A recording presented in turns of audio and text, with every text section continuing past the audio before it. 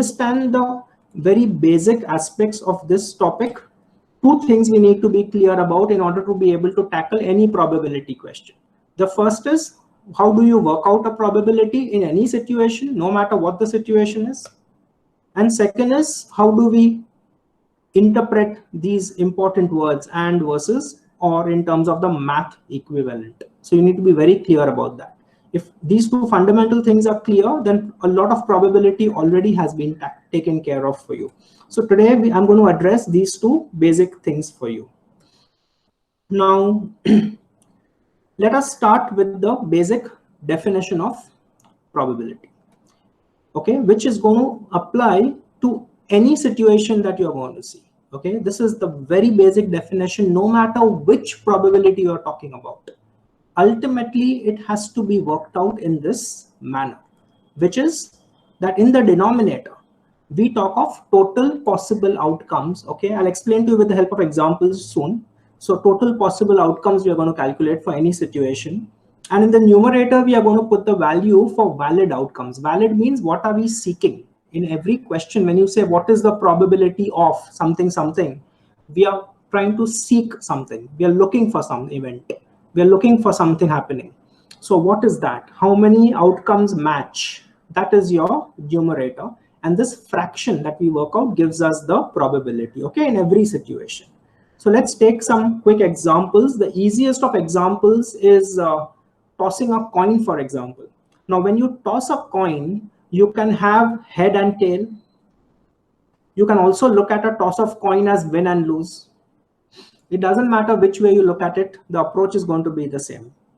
And you also know automatically, intuitively, that when you toss a coin, if someone asks you what is your chance of winning the toss, the answer is half. If you call out head, what is the chance that it will show up head? Again, the chance is half. We know that as an answer already. It's derived from this formula. So just extend it to this formula. The total possible outcomes, if it's head or tail, is 2 outcomes. Total possible outcomes, if it's win or lose, is 2 outcomes. So for any toss of a coin, whether you're looking for head or tail outcome or win or lose outcome, there are 2 outcomes. So denominator is always 2 in such cases. In the numerator, we focus on what we call a valid outcome. So let's say in the question you're looking for a head. I ask myself, out of these possible outcomes, which is 2, how many are valid? What is matching my requirement? Now my requirement is for a head to show up. And I know that is only 1 out of these 2 outcomes. There are 2 outcomes in all, only 1 of them is head. So 1 outcome matches. And hence the probability of getting a head becomes half. Okay, so this is the way we can work out this simple probability. For win and lose, we do exactly the same thing. For win and lose, what we are saying is that there are 2 outcomes, either you win or you lose a toss. And let's say I'm looking at winning a toss. So again, same thing I ask myself, that out of these 2 outcomes, what am I looking for? I'm looking for winning. How many outcomes is that? That is 1 outcome. 1 of the outcomes is winning. So again, my numerator is 1. And the probability for this event is 1 upon 2, or half a chance, or 50% chance. If you convert it to a percentages, we say 50%. As a decimal, we say 0.5. As a fraction, we say half. It's the same thing, no matter which way you look at it. Probabilities can be expressed as fractions, as percentages, as decimals, whichever way you're comfortable with. And it depends on how they give you the options also. Okay, so this was a very straightforward example. Let's look at another very simple example, which is your GMAT exam itself. That when you are going to attempt a question on GMAT, quant and verbal both are multiple choice sections. And for each question, there are 5 options. So if you want to know what is your probability of getting an answer right on GMAT, simply by guessing, okay, by guesswork. If you just guess on a question, do you have any chance of getting it right? Is there a 0 chance of getting it right? Is there a 100% chance of getting it right? Okay, and you know both are not true, because you won't always get it wrong, nor can you say I'll always get it right. So these are extremes which are not true. What is the probability like? So on GMAT, there are 5 options, A, B, C, D, E. Okay, actually they don't write A, B, C, D, they just give you the radio buttons which you have to click, but let's call them A, B, C, D. There are 5 options, A, B, C, D, E. So total outcomes is 5. okay, because you will choose any one out of 5 options. Now the question is, out of these 5, what is a valid outcome? Now out of these 5, one answer is correct. It could be option C which is correct, it could be D which is correct. It doesn't matter which one is correct. But the fact is, only one answer is correct. On every GMAT quant and verbal question, only one answer is correct. Which means in terms of a valid outcome means marking the correct answer. So if B is the correct answer, I should click B. If D is the correct answer, I should click D. So in terms of valid outcomes, out of these 5, how many are valid? How many are matching the requirement of getting it right? Only one option is going to be right. So again, the numerator for this event is 1. Okay. And therefore, the probability of getting any question right on GMAT merely by guessing randomly, you just look at the 5 options, decide to click on something. What is the chance that you have hit the right answer? It's a 1/5 chance or a 20% chance of getting it right by fluke or by guesswork. Okay, this is another real life example, but a very straightforward situation. A third situation we can look at quickly is a throw of die. Okay, you have all seen the die. There are these numbers on the die. Okay, there are 6 faces. It's a cube. There are 6 faces. There are 6 numbers, 1 2 3 4 5 6, usually given as dots. And if you just throw a die at random, and if you say, okay, I want a 5 to appear, okay, what is the probability it will appear, in fact? So again, the same approach, that how many outcomes are possible when you throw a die, and it could fall on any face. The top face could be any face, 1 2 3 4 5 6. There are 6 faces in all. So the first thing I'll work out is the denominator. You might be noticing that I'm always working out the denominator first and the numerator next. That is because I don't want to make silly mistakes while working out probability. Probability and perm-com are error-prone topics. They are tricky topics. They're not difficult, but they are error-prone and tricky. So you need to be careful, and therefore we like to play it safe. So denominator is easier to work on because it's total outcomes. We can't go wrong while working out in all how many situations. So let's get done with that first. We also know what the landscape is like, how many outcomes we are looking at. And then out of those, we focus on the ones that we want. So we go in this logical sequence, okay, so as not to make mistakes. So denominator will be 6. Numerator, let's say I want the value 5 to appear. I want a 5 to appear on the throw of die. So I'll ask myself the question, out of these 6 faces that can come up, which means a number 1, 2, 3, 4, 5, 6. How many match my requirement? So there are 6 things that can show up the die, and 5 is one of them. So again, only one of them will match in this case. So here the fraction becomes 1/6. Okay, and that is how we have worked out the probability of getting the value 5 on a throw of die. If we modify this question slightly and we say that I'm throwing the die and I want an even number to come up.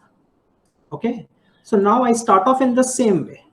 My denominator won't change because ultimately in any die, when you throw it, there are 6 outcomes that can be possible. In my numerator, I'm happy with a 2, I'm happy with a 4, and I'm happy with the 6 because I want an even number. So out of the 6 outcomes, 1, 2, 3, 4, 5, 6, 2 is okay, 4 is okay, 6 is also okay. So now I'm saying I have how many valid outcomes? 3 outcomes which meet my requirement. I'm happy with these. These are my desired or valid outcomes. So my numerator in this case becomes the number 3 because 3 outcomes out of 6 are valid. And this fraction 3/6, which is nothing but half, becomes the probability that if I throw a die at random, it will show up an even number. Okay, so I hope this is clear. This is the very basic way of approaching any probability situation, that you ask yourself how many outcomes are there in all, put that number in the denominator. Then you ask yourself, out of these outcomes, how many are matching? How many am I looking for in this question? What am I looking for? Even number, odd number, prime number, value 5, what am I looking for? Ask that question and count how many match. Whatever matches the count, put it in the numerator, and this fraction gives us the probability for any given situation. Okay, so this is the very basic of probability. This is one of the things we have addressed, and we have only addressed very straightforward situations so far. Okay, but this is the building block. This is the first step. Okay, I hope this much is clear to you. If you have a doubt, you can just interrupt me and ask me.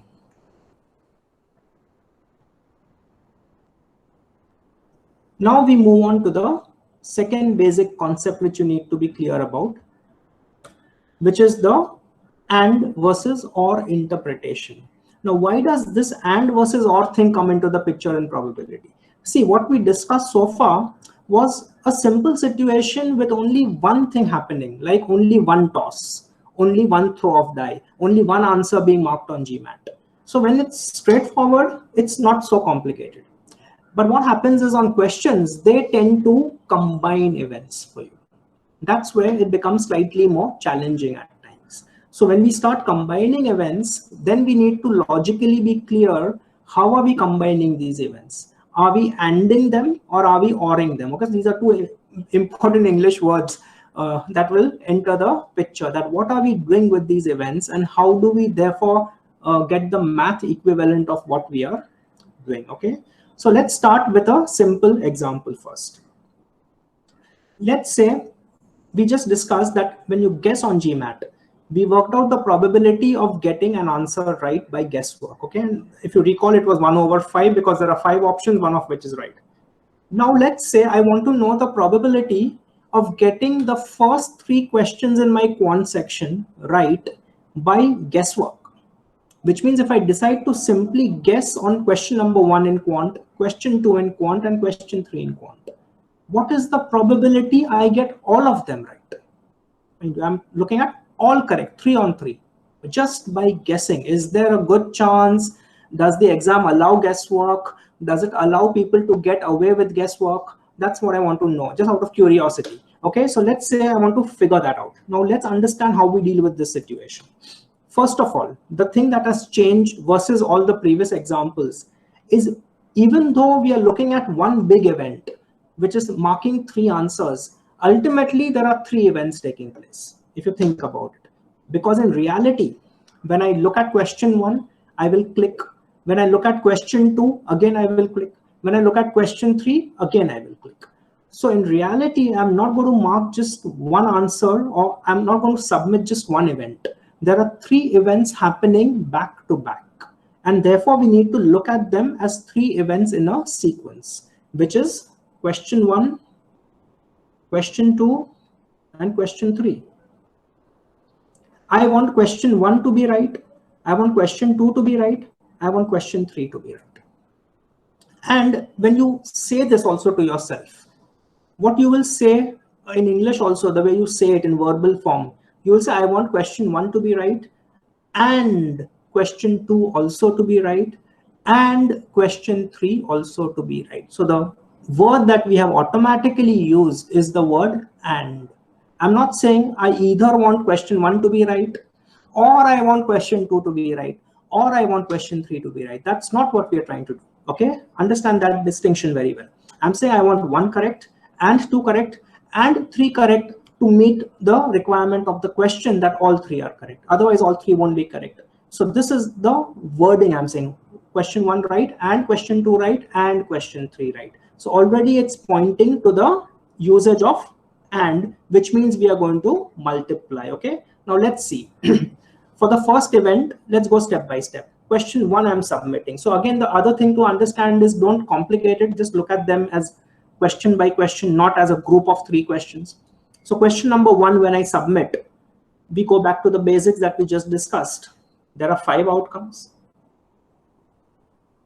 and to get question 1 right, one of them will match. One answer is right by fluke if I mark. So the probability of marking the right answer is 1/5, which is what we had earlier worked out also. Fair enough. Then I move on to question 2. Again, the story will repeat because there are again 5 outcomes, and one of them matches. For question 3, again it repeats. There are 5 outcomes, only one of them matches. So I have these 3 numbers, 1/5, 1/5, 1/5. Next comes the question, what do I do with them? Do I and or do I or? Do I add or do I multiply? And the answer is I multiply, because I'm saying I should get this right, and this right, and this right.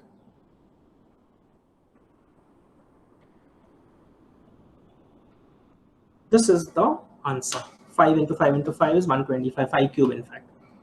So what we have done is ANDing, okay?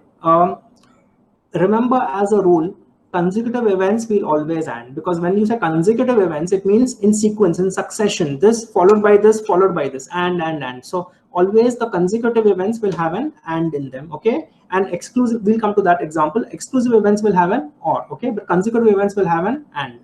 So in this case, this is what we have worked out. So the correct answer is 1 over 125. Now your curiosity has been answered. If any of you are wondering, can I ace the GMAT by guesswork? Already we can see just the chance of getting the first three all correct is as low as 1 over 125. 1 upon 100 is 1%. So 1 over 125 means less than 1% chance that you'll get all three correct by fluke, by guesswork. Okay, less than 1% chance. 99 point something, it's against you. 0 point something, 0.8 or something, it will work out to is in your favor. So that is how low the probability is. That's how low the odds are. And hence, obviously, nobody will be able to escape that easily purely by guesswork, okay, on the exam. Now, let's look at another situation quickly. That if I'm throwing two die, one after the other, not just one, but two dice, one after the other, and I want a total of 11.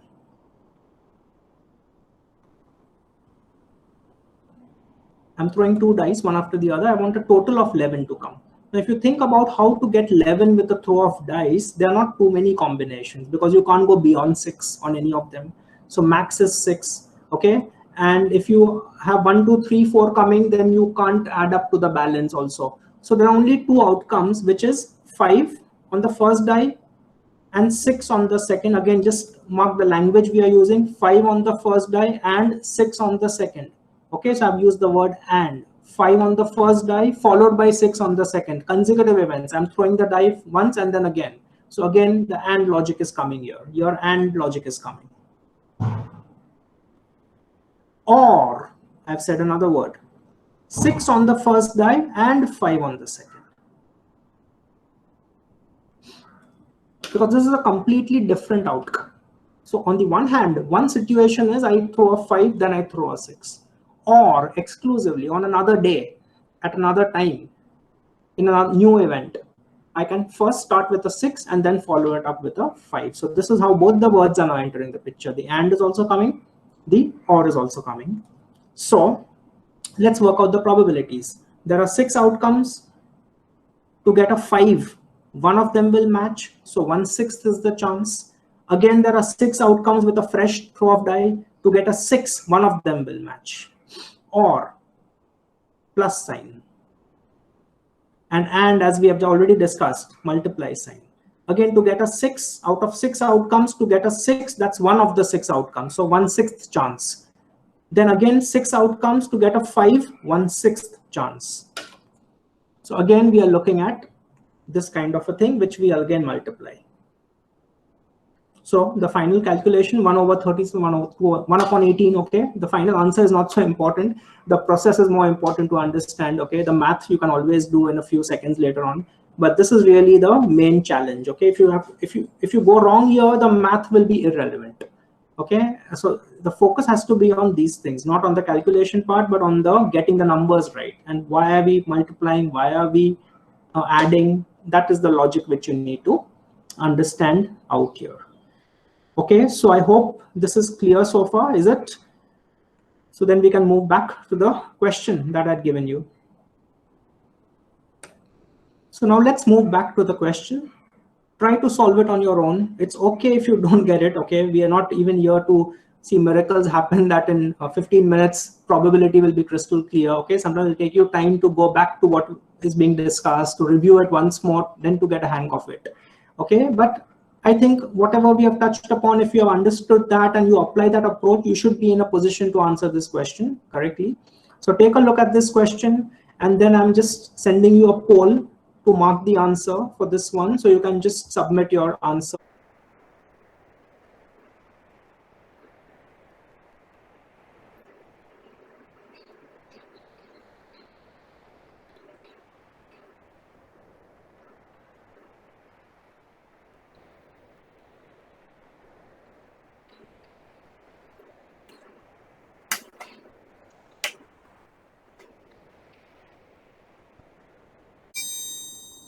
All right, so I'll just explain to you how to go about with this question. Now, the first thing is, let's understand what the question wants us to calculate. That we are picking up two people, okay, out of the given set of people, and we want both the people to be of the same gender, which means we want either both males or both females. There are two volunteers being picked. So this is the first step, that I want a male and another male. Okay, again, the natural word that will come will be and, because I'm talking of two consecutive events. So I want a male followed by another male. Okay, so these are two consecutive picks, one volunteer, then the next volunteer immediately. Or another possible scenario, okay, which is or, that'll be a plus sign eventually, will be that I can have a female first and another female later. So this is how it works out in terms of the outcomes. Now we get down to the math equivalent. When I look at my group, I have a total of 9 people. So total outcomes, when I'm trying to pick up my first volunteer, the total outcomes are 9 because there are 9 people standing in front of me. There are 4 males standing, there are 5 females standing. The 9 members available. So total outcomes is 9. I'm looking for a male as my first pick. I want a male member. So my question is, out of these 9 members that are standing, how many meet my requirement? And as we can see, there are 4 males available out of 9, which means that there are 4 outcomes which will match what I want. These are valid outcomes. 4 of them are valid outcomes.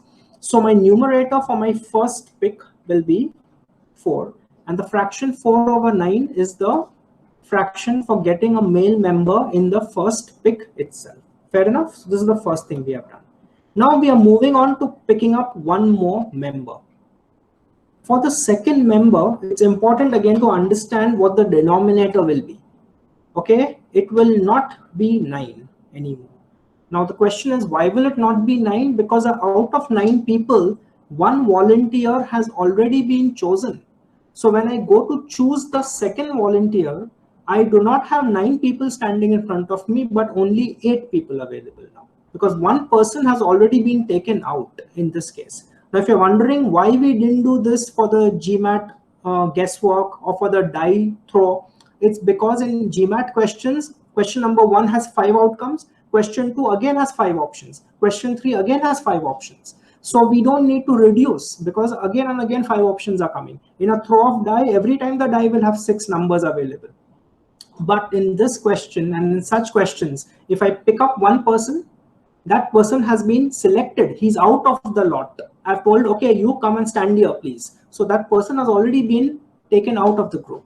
And therefore, the number of available people is reducing to 8. Hence, the number of available outcomes will reduce to 8 for the second event. And now the question is, how many of them are male is my question. That I want a male. Now again, same thing has happened. I had 4 male students available initially, but because I chose a male student first, the number of male members has also reduced to 3. I don't have 4 male members available anymore. And as I just told you a while back, that these are consecutive events. I'm choosing a male member followed by another male member. So the AND logic will come. So here the multiplication sign. Then we move on to the female students. Total, again, this is a fresh start. This is yet another situation. So total 9 people are there.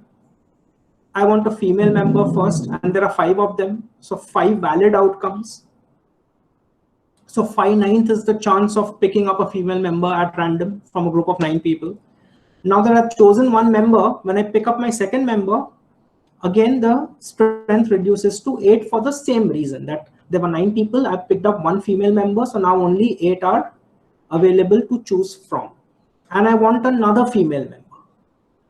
But out of 5, 1 has already come here. So now only 4 are available. Okay, so in this case, the numbers will reduce. This is the reason why they will reduce. And again, this will be an AND logic, because I want a female followed by another female. So this is how it works out. Now we can just do the last step of the math. 4 1s are, 4 2s are. Here also 4 1s are, 4 2s are. And denominator is 9 2s are both the cases. So denominator is 18 18. This is 3. This is 5. So it works out to 8 over 18, which will again cancel off and give you 4 over 9. Okay, so that is how you would have arrived at the correct answer, okay, in this particular question. Not difficult at all, just you have to go systematically, get the verbal part right, understand what the challenge is, and then apply the steps sequentially. All right, now we'll look at one more question from this topic before we move on to the verbal. Okay, try and answer this question now.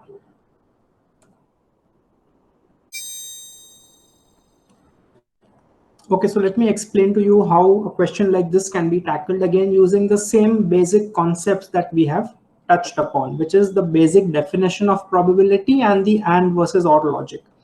In fact, out here, the basic definition of probability doesn't even need to be used, for the simple reason that they have already given you the probability by saying each child is equally likely to be a boy or a girl, which simply means the chance of getting a boy is half, the chance of getting a girl is half, equal likelihood. Out of two outcomes, each of them is equal. So they've already told you there's a 50-50 chance for each of them, and probabilities have in fact indirectly been given in the question itself.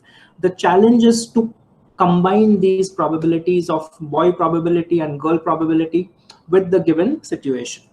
So let's understand first what the main objective of the question is. What is the probability we are trying to work out? That is the probability that they will have exactly 2 girls and 1 boy. This is what we want. Now, the best way to get started is by thinking of a situation where this will happen. Now, if you want 3 kids and 2 girls and 1 boy, we can have a sequence like this. Girl, girl, boy. Okay, first child girl, next child girl, and third child boy will meet the requirement of 2 girls and 1 boy. The next important question to ask is this the only way to achieve this? What do you think? Any thoughts on this? Is this the only way to achieve this desired outcome of 2 girls and a boy?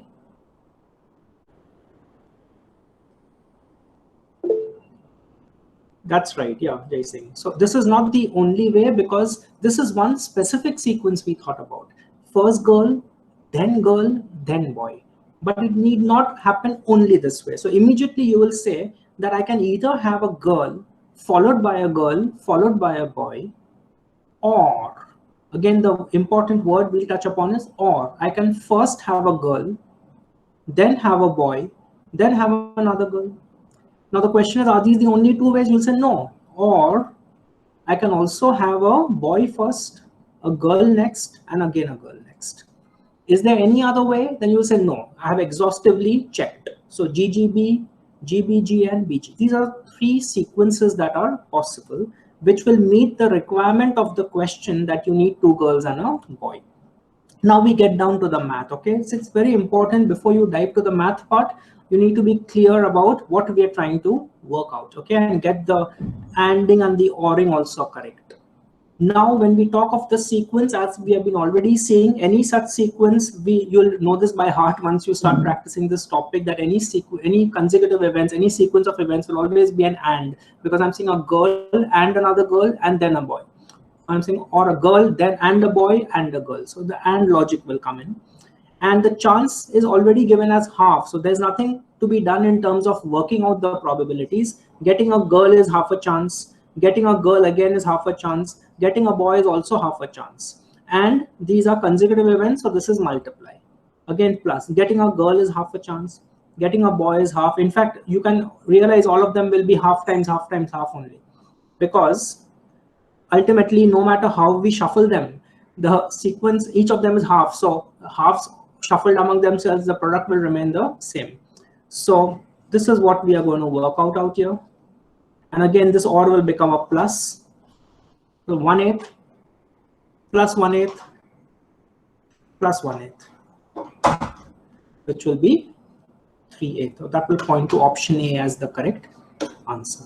Okay, so this is how you can tackle a question like this. In case you're curious to know, a question such as this one, how is it treated on GMAT in terms of difficulty? It would come somewhere in the medium-high range. Okay, a question like this one. It is not going to be counted as either easy or even medium. In fact, a lot of probability PermCom questions on GMAT usually fall at the range of above medium. Okay, and a question like this will clearly be in the medium high range. And if we tweak it a little bit more, and if I add maybe 4 kids, okay, instead of 3, then it will straight away shoot up to the high level, because then the scenarios will increase and you need to be more careful in terms of evaluating all the scenarios. Okay, so this is how you can tackle a question such as this one. So what we have done so far is we have taken a look at probability at its very basic level. We have understood how to approach any probability question, and we have been able to tackle these 2 examples just by using these basics. If you're wondering, is this all that is there in probability topic? The answer is no. There are some situations which you also need to look at, but we build up on all of this. And secondly, you need to understand that what we have done today is pure probability, which means that we have not used permutations and combinations. Now, in reality, on GMAT questions, or even in this topic in general, not just on GMAT, to tackle a lot of these probability questions, you can even bring in permutations and combinations concepts, okay, to work out your fractions and all of those things. And that also helps you make things faster in certain situations. So that is the alternative.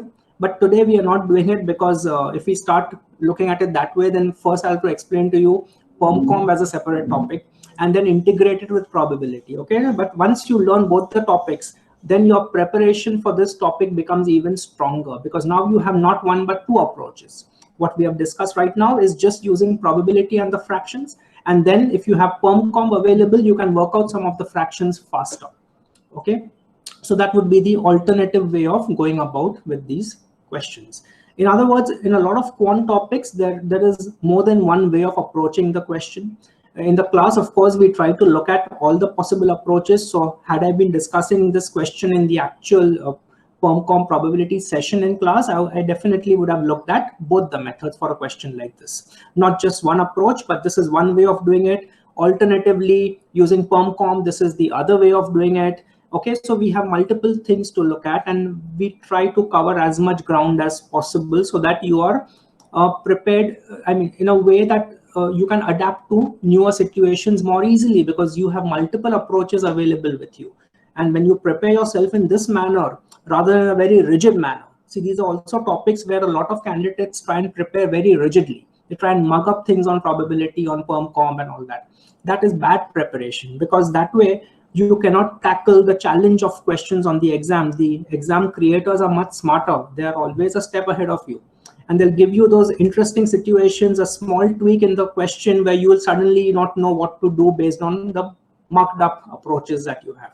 But if you have understood the logical approaches, then you will easily be able to adapt to the new situation and logically tackle the question. In fact, we have covered this supposedly challenging math topic, at least briefly, without diving into any hardcore mathematics, which is again something you have to understand about the quant section, that it's not just hardcore mathematics. In fact, much of it is logic.